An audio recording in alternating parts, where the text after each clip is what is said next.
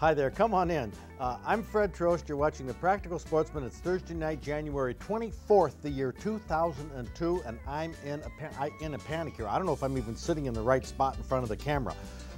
Our computer crashed that had all the video files on it for tonight's show. So I had to scramble like crazy, put something together that, well, I know you'll find it interesting and entertaining. I'm sorry it isn't a brand new show, but it's good stuff. Stay tuned. Oh, I'm in a panic, I'll tell you that. It could be. He sure as hell isn't afraid of us, is he? What you're looking at is totally bizarre, totally unnatural, a freak of nature, a 6-point buck in the velvet wandering around people. Well, you'd think a deer like this had to have been bottle fed as a fawn and raised around human beings. But nobody in this neighborhood is fessed up to raising this deer. Notice that it spent a little time under the apple tree, had a few mouthfuls, then moved on to the flower garden. Well, that's how deer eat. They balance their diets with a variety of food, and for dessert, oh, they like to tiptoe through the tulips. Flower gardens are a favorite. But rarely will you find a deer, even a tame one, that will let people get this close. If a person gets too close, the deer will snort, just like they do in the wild when they smell a human. It's not a loud snort, but it's distinct. Huh? What are you doing? What? What? Where are you going? Ain't the tops right? Hey, the tip tops right off of it. Smokey, behave yourself. Yeah, pretend like he's just another dog. Yeah, pretend like... What? I don't have anything. Yeah, I don't have anything. No, I don't. I don't have anything. Chocolate? If there's one animal that a deer is afraid of, it's a dog. Dogs are natural enemies of deer. Packs of dogs chase deer and kill them. That's why this is so unbelievable. It's a funny looking dog, huh? He smells like a deer. Dogs and wolves take deer down by grabbing their flanks and back legs. This deer just isn't right. Hey, musclehead. Give me a break with the bush already. Give me a break with the bush already. Come on, give me a break. Get out of my bushes. Come on. If you've ever been around horses, you're always told to stay away from their back ends. I mean, horses are vegetable eaters like deer, and they don't like meat eaters walking around behind them. Horses kick. A lot of people don't realize that deer kick too, and their hooves can inflict nasty wounds. But here we have a deer that apparently is a little on the stupid side, and I can't give the dog very high marks in the IQ division either. And as you might expect, the deer doesn't like the dog's nose in his business. I mean, we're definitely not turning Smokey loose at the family picnic. He's a lap dog of the wrong kind. But like a typical dog, he's going to smell that deer all over. And the fact that that deer puts up with this is absolutely incredible. Gary Burrows from Port Sanilac was taking this video, and Gary swears that this was the first time they ever saw this deer in their yard. This first meeting took place mid-June. The only other time this deer came around was in early August. Now you're watching their second encounter. Smokey. Oh, he wants to play? Be careful, you're gonna... Yeah, be careful you don't lose. Be careful you don't lose. Yeah. You got teeth, but he's got them horns, and they're a lot bigger. Yeah. In August, the buck's antlers are polished, and those tines are not only long, but they're sharp.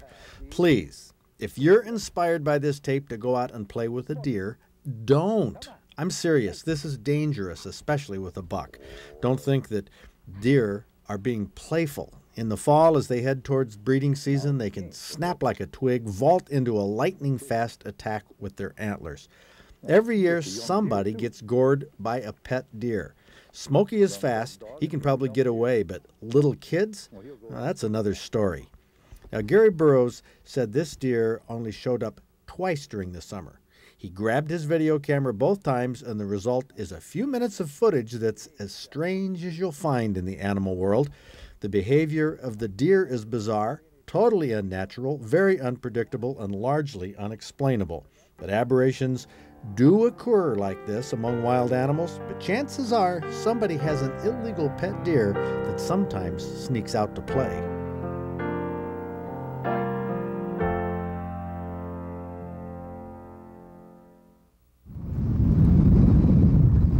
On a day like this, nobody would sit out on the ice trying to catch fish. I mean, nobody. Well, nobody except this guy. He tried it for a little while, but he didn't catch much, and he didn't stay long. Now, if you're going to ice fish on a day like this, and we did, it's absolutely necessary to have an ice fishing shanty. A permanent shanty made from wood is the most durable, and it will withstand those cold Arctic winds. We have a revised plan, Maddie. We're not going to try to anchor it by putting the anchor upwind and holding it that way because we're afraid it's going to slide back and forth. We're going to use this guy's shanty and put, because the wind's blowing so hard, as a sort of a backstop and let it blow up against the shanty. What do you think? Sounds good. Let's try it, Charlie. A permanent shanty is the best if you don't mind leaving it in one spot for a week or two or more. If you like to move from spot to spot frequently, the new portable shanties are the best because they're lightweight. In a strong winter wind, they can be too lightweight though. You have to sit inside to hold them down or snug them up against a permanent shanty as we did. The Clam is a popular portable shanty, self-contained in a plastic sled which forms the floor. It opens into a flat piece on the floor with no dividers. Now, when we did this product test a few years ago, we used the older model of the Clam. The newer ones have a scissors-type pole system that sets up much faster than what you see here. So I see this is an entire separate unit here. Doesn't come attached, you have to put it together. I can see one disadvantage that there might be here is in a wind, a heavy wind, it would be a challenge. In the wind, it is a little bit of a challenge, especially when you're doing it by yourself. Well, this is the Clam. It comes in 3 models, 3 sizes that range in price from $169 for a 4x6 to $469 for the big 8x8 sleeper model. The Chappelle Minuteman is an old favorite. It's also been updated with a model that has a plastic floor called the Chappelle 3000, but the Minuteman is still a popular model among ice fishermen. Now this one has a floor in it, which you have to have flat snow. You can't have ice chunks or anything because it could kind of make the floor unstable and even break the floor, I imagine. So here's what they're doing. Yeah, get around here, John. You can see on this end. There are aluminum poles that set up on each end. Look at these guys go, trying to beat the clock here. Okay, now this one has a principle of a rod that goes on the inside between the aluminum frame. The Minuteman with the wooden floor goes for $179, $10 more for the model with the plastic floor. Now, if you're a do-it-yourselfer, you might want to consider the Senko Super Shack. This is a deluxe shanty that Earl Sinchuk from Marquette puts out. He found that the cost of putting it together at the factory was prohibitive. Ice fishermen just wouldn't buy it. People didn't want to pay $500 for a portable shanty, so he sold it as a kit, which knocked over $100 off the price tag, and fishermen found that $389 was a lot more feasible. Now on the ice, the Super Shack unfolds with the top and bottom turning into the front and the back instead of forming the floor of the shanty. The Super Shack has a separate floor that is actually folded up in between the two ends, and it drops down when you open this whole thing up. Inside, there's a pole across the top that keeps the ends in place. It's roomy, tall enough that a 6-foot guy can stand up inside, but we're talking $389. Some fishermen might want to ice fish just now and then, not enough to justify spending $200 or $300 or $400 on a shanty. Well, John Ford has a solution for this budget problem.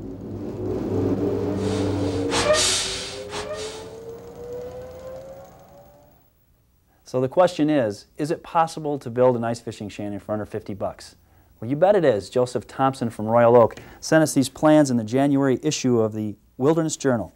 And if you look in the Practical Sportsman section, you'll find what he did is he used plywood, 4x8 sheets of plywood. We're going to use chipboard because we're going to save a few bucks that way. We're also going to need some 2x2s and some fairing strips. And in order to make the covering for it, you could use a camper-style type of a tarp used for camping. But what we're going to do is we're going to use a heavy plastic sheeting. It's about 4 mil, which should do the job for us. Now, for the hinges, you're going to need some hinges for the doorway, and the duct tape, well, we'll show you what that's going to be for. But first, let's get started and cut off a little bit of the top for the door. Taking a look at Joseph Thompson's shanty, you'll notice that the roof is rounded at the top. Well, we like that idea because we think it takes up less space in the back of the truck and it reduces the overall weight. But now how do you make sure that when you make your cuts, you take the same amount of wood off both sides?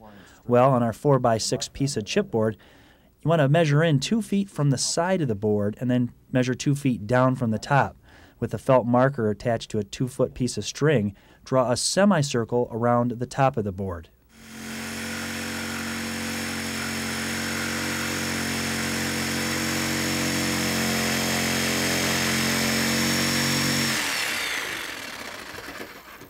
This is what's going to be the front of our shanty right here. I just finished cutting out the door. We use the saber saw to also cut out the radius for the top of the shanty. Now, one tip about the door. You can really make the door any size you want to. But remember, it's wintertime and you're going to have all your winter clothes on, so make sure that you make it big enough. It's finally starting to look like something. Now what we're doing, we went ahead and we put in the 2x2 side supports just temporarily so we could put on the plastic on the outside.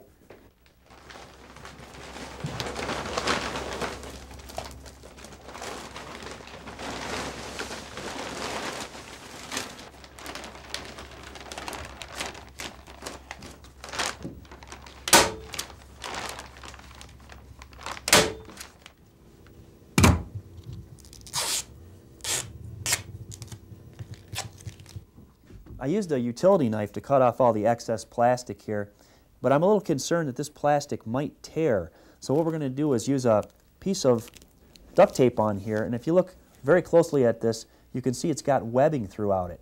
Now hopefully that'll, when we staple through this layer, that'll keep the plastic from tearing.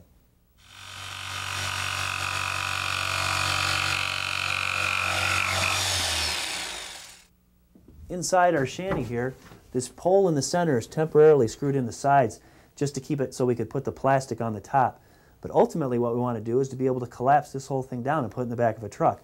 So we cut out these V's, and what will happen is once this temporary screw is removed, that'll simply slide right down into place. Well, putting the door on was a piece of cake because we'd already cut it out earlier. All I needed to do was to put a couple of pin hinges in there. And the door handle is just rope with a knot tied in it. But Matt Radzalowski had a good idea. He thought about putting these door stops in here because if you don't, when you close the door, you could break off your hinges. Well, we tried to make this whole thing as light as possible, but we're still going to need a little help getting it across the ice. So we'll put this tow bar in here, and all we have to do is to put a rope in here to pull and finish up putting in the skis, and we'll be all ready to go ice fishing. Well, Matt Radzalowski, you get a big assist here for finishing the skis for me. Well, I don't know if I want to take credit for the skis, John, after the way they performed. Basically, I just made those out of some scrap wood we had laying around the workshop. But if I was to do it again, I'd go to the garage sale and see if I can't find some budget skis. Yeah, that actually is a good idea because on a day like today when the sun's real beating down on the ice and it's real hard packed, it's not bad at all. But if you were to get any accumulation of snow on that ice, boy, you got a workout ahead of you. Exactly. Yeah, it was about 30 degrees. It was a gorgeous day out on Park Lake here. Yep, it was perfect. We probably didn't need a shanty, but the winds picked up later on in the day, and it was kind of nice to have. Yeah, now it's probably, would you say this is a two-man job or what? It is a two-man job. One man could probably do it. Now, you don't have to make it as long as we did. If you were to shorten up the overall length, it's a lot easier for one man to put it together. Right. Now, one of the things I do like is we use the plastic sheeting, which is attached to the frame. Mm-hmm. Now, that's not going to blow in heavy wind. That will not blow around the lake like, you know, maybe some of the other models. Right. No, that kind of keeps it tied together a lot nicer and makes assembly real easy. Now, whose idea was this? Was this yours or Joseph's? No, those are the V-notches there. That's what I came up with. It kind of makes a nice way to locking the shanty together and makes it very portable.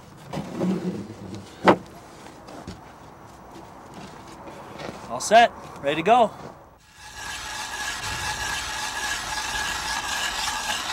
Now, we don't have a floor in our ice fishing shelter, but I think we should go ahead and drill our holes first. Oh, definitely. Drill your holes first and then pull your shanty on top of the holes. You don't want to take a chance of maybe poking the auger through the side of the shanty, or else having your hand slip off and punching it through that way. Well, even if it did, it would only cost us about $6. In fact, that's why we went with the clear plastic sheeting instead of the heavy blue tarp, because that was about $24, and we wanted to save some money. Yeah, not only that, it has a lot of advantages too. Not only letting the sun's warmth come in, but as far as us videotaping, it's really a big plus. In the dark shade, it's hard to find your gear. This is going to help you find your gear and even help you bait your hook a little easier. Yeah, not only that, but it's a heck of a lot easier to see what's going on and to see your spring bobber for one thing. Here, you got that? See him? Yep. That'll work. Oh, there we go. Not too bad. A little small for a keeper. A little small, but I think maybe we'll put him back. How do you like the shanty? It's not bad. I kind of feel like I live in a greenhouse. Well, nice and warm though, eh? It stays really, really warm in here. It's great. Put him back. Now, the fishing wasn't exactly fantastic, Matt, but I like the clear sides on the shanty. One benefit of that is you could keep your eye on your tip up and also see what the other fishermen are doing as well. That's right. And another benefit maybe for people, a family, for example, that doesn't fish a whole lot, doesn't want to sink a couple $100 into an ice fishing shanty. For $35, you can have yourself a fantastic shanty, and I think we have to give it 2 thumbs up.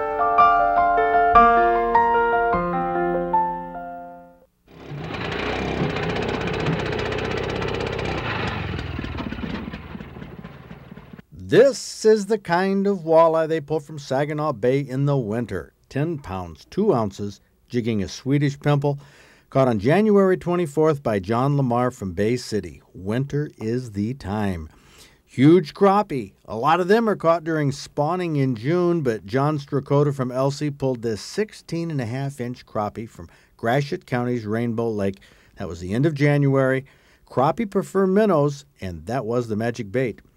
14-year-old Nick Leslie from Bay City had a tale to tell on this one, I'm sure. 17.5-pound northern pike, 40 inches long, Beebe Lake in Clare County. That was on a tip-up in mid-February. Now, you want to hear a real fish story? Try this one on for size.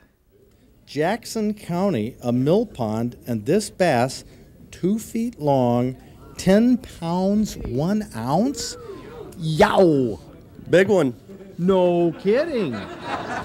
Biggest I've ever seen. And what's it, his brother? 8-pounder I caught the day after. This one I caught off a friend of mine's line. He was fishing beside me, and I looked up and seen his bobber was tipped sideways, and you see the silhouette of him taking his bobber down. So I told him to set the hook, and I grabbed the net, and he set the hook, broke his line. The bobber was gone.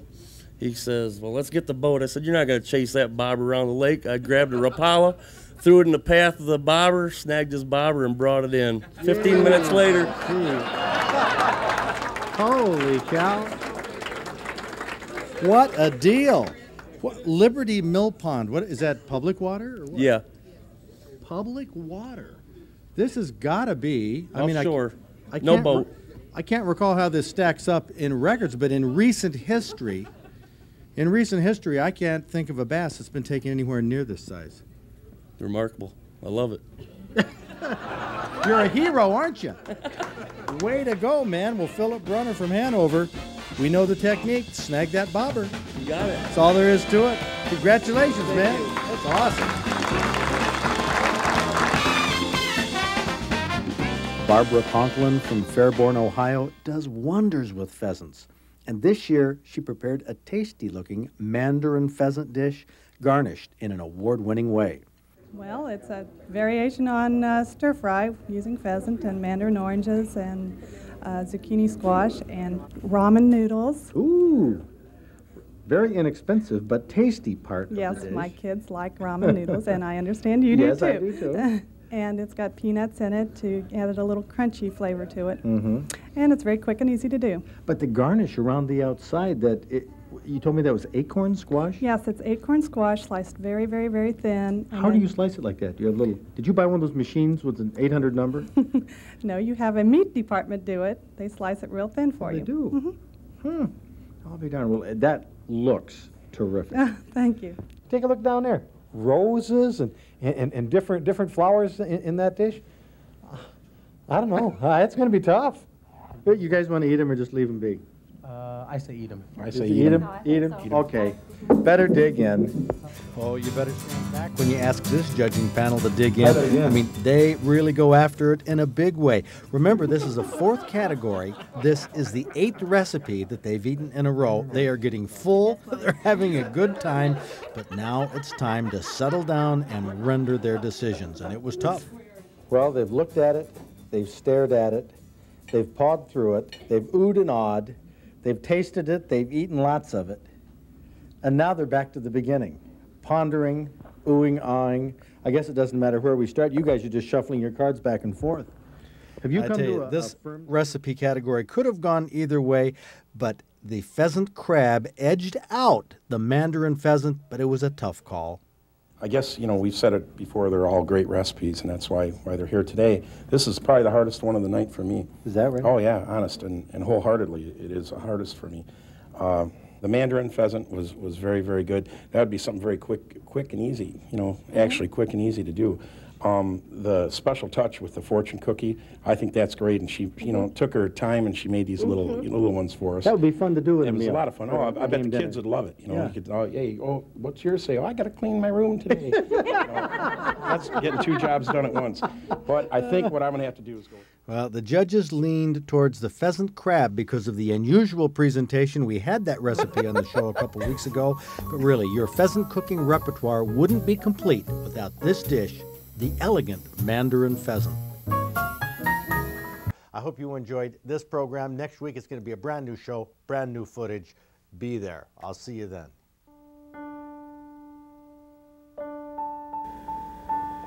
The 6th of September, 1992, 6:06 p.m., Kip England from Menominee is behind the camera in Michigan's Upper Peninsula.